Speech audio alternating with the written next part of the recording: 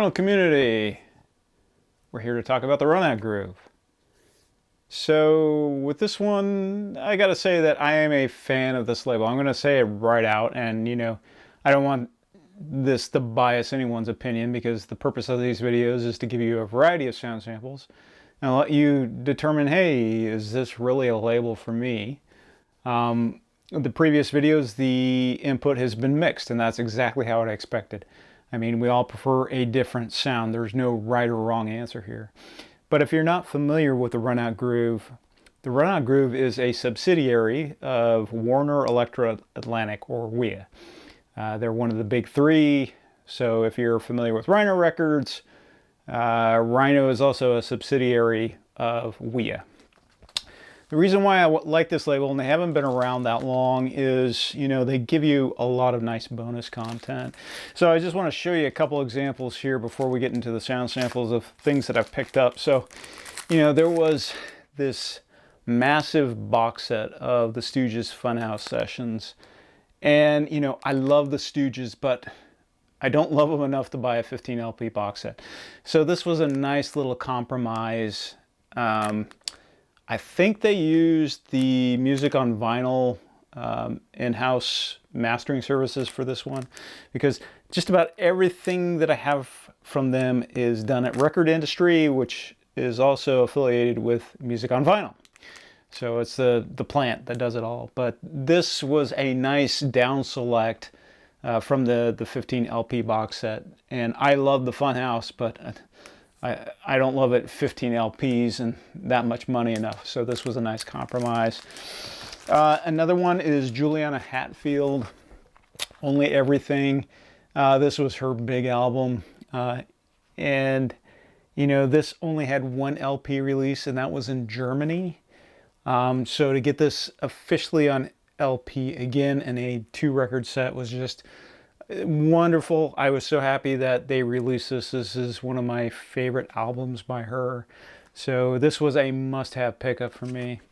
The next thing I gotta say is the premise of the runout groove is you vote on the titles that should be pressed. So, they give you 3 different picks and everyone votes. But they also do a lot of record store day releases, and from a business perspective that makes sense because you want to make sure that there's enough interest in the album that you're going to press. So a little bit disappointing for me for some of the titles, because I know, okay, it's never going to see the light of day, but for the most part I do like that they are selecting these bands that are a little outside of the norm. One of the ones I did pick up is Beau Brummels. This is a Record Store Day release. This one was also highly enjoyable. Now, in terms of mastering engineers, they've pretty much used Jeff Powell, who is a Memphis-based lacquer cutter. But they've used other mastering engineers, and I will show you here in a second who they've used. But predominantly, they've gone to Jeff Powell. I think Jeff Powell does a wonderful job. So those are the first 3 that I do want to show you. Now I want to get into the sound samples. So I know there's a lot of Monkees fans out there, so I wanted to take my original Monkees self-titled press that was done by Cold Gems down here on the label. Cold Gems was interesting because the label itself was purchased by RCA, or Columbia, which is now Sony owned, but Warner Music obtained the rights to the Monkees. So Runout Groove, of course, did their version of it, and this is actually mastered by Kevin Gray. They couldn't use the Cold Gems label because they don't own it, so they used the Rhino label, which I found a little bit interesting. But what I like about the runout grooves is, the bonus disc full of material. So you got the stereo, you got the mono mixes, and then you got some nice bonuses with this. But, how well does Kevin Gray's cut stack against an original? And before I jump here, I got to say, there's a new channel, Pinche Bolilo. He's based out of Dallas. He actually works at a pressing plant. He had the good fortune of interviewing Kevin Gray. I'm going to include a link to his channel down below. And he reached out to me and said, hey, what kind of questions would you ask Kevin Gray? And so he grabbed some of my questions. So I'm quite honored that, you know, Kevin Gray took the time to sit with him and, you know, even answer some of my questions. But yeah, enough of that. Check out his channel. But let's get into the sound samples. Tell her there's a lot of fish swimming in the deep blue sea. I'm gonna catch me a pretty one and she'll be good to me, but that's okay. Tomorrow's gonna be another day. Tell her there's a lot of fish swimming in the deep blue sea. I'm gonna catch me a pretty one and she'll be good to me, but that's okay. Tomorrow's gonna be another day. 'Cause I'm leaving in the morning and I must see you again. We'll have one more night together till the morning brings my train and I must go. Oh, no, no, no. Oh, no, no, no. And 'cause I'm leaving in the morning and I must see you again. We'll have one more night together till the morning brings my train and I must go. Oh, no, no, no. Oh, no, no, no. This next one is going to be interesting, and I'm curious to get your perspective on it. So the first title I'm going to show you is a label that I have slammed previously. Even to this day, I'm not a fan of them. I bought this early on, and I'm going to talk about Dusty in Memphis, or Dusty with a bunch of Memphis backing players while she did her vocal overdubs in New York. True story. So when I first started getting into vinyl, I didn't know about these labels. I didn't know about sourcing so much, and then I started to educate myself. I don't think if it wasn't for the movie Pulp Fiction, this album would be recognized like it is today. And I'm going to be completely honest, I wouldn't really have delved into her if it wasn't for that movie. And they used the track Son of a Preacher Man. But anyway, first up I want to give you this Four Men with Beards. Don't know who cut it. Then I want to let you listen to the Analog Productions.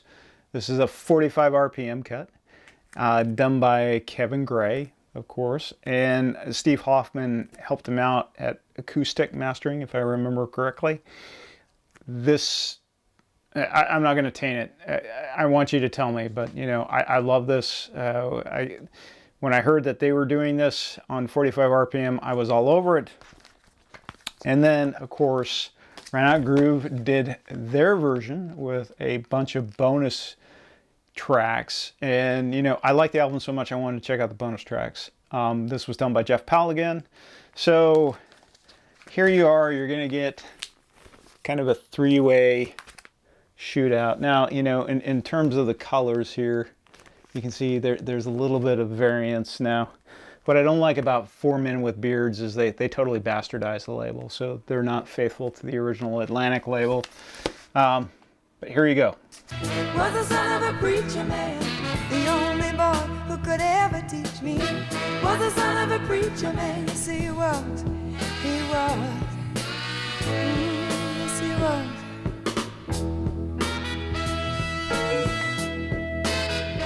Was the son of a preacher man, the only boy who could ever teach me. Was the son of a preacher man, yes he was, he was. Yes he was.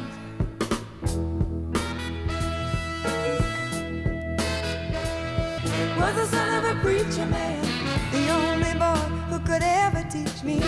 Was the son of a preacher man, yes he was, he was. Yes he was.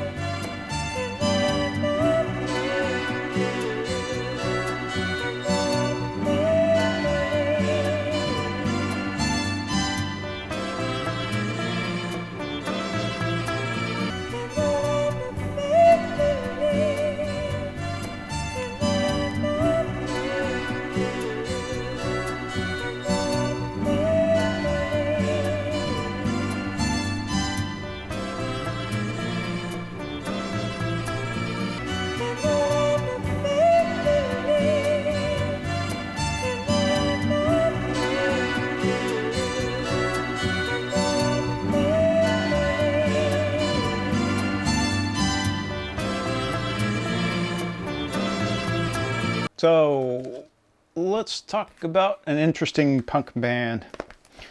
I heard this first when I was working at a Hastings, and we put this on. And when I first heard it, I didn't know what to make of it. There was no guitar.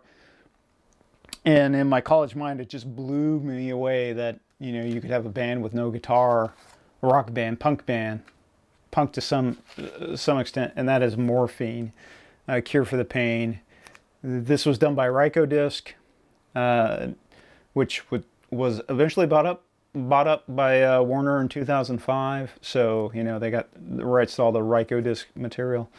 But Light in the Attic did a fairly decent reissue. Don't know who mastered it. It was pressed at United, which, you know, everyone knows I hate United as a pressing plant. And then the Run Out Groove, which was, again, mastered by Jeff Powell. I want to know what you think about these two. I mean, in terms of packaging and quality, they're pretty much the same, except Light in the Attic was done at United. So, yeah, a garbage pressing plant. This was pressed at Record Industry, I think. So, tell me what you think. Back of the room, I hear a voice cry out, you want something good. We'll come on a little closer, let me see you from the back of the room. I hear a voice cry out, you want something good. We'll come on a little closer, let me see your...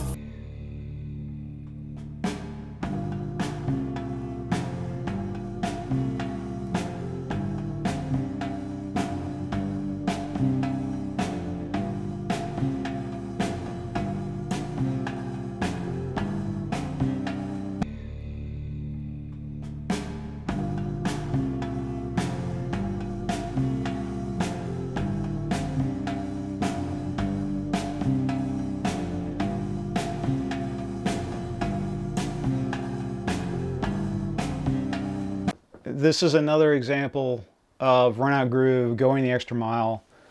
They did a 3 LP set of Charles Mingus at Carnegie Hall. Previous to this, it was only a 1 album up until, you know, they decided to do the 3 LP set. So you only heard 2 tracks from the entire concert. And when I first heard this album, I was like, well, where's the rest? Now, jazz-wise, when you see Rashawn Roland Kirk, you know what you're getting. So it's a little bit on the freer side. Sound-wise, it is spectacular. It was a very well-recorded concert. There are some periods where, you know, it is very of the straight ahead forward jazz, but when you get Charles McPherson and Rashawn going at it, then it just goes free. And I'm gonna fess up, I am not the biggest free jazz guy, but it is a seminal album. I was curious to see what the rest of the concert sounded like, so this is going to be a good test of these two, and I'm curious to see what you think.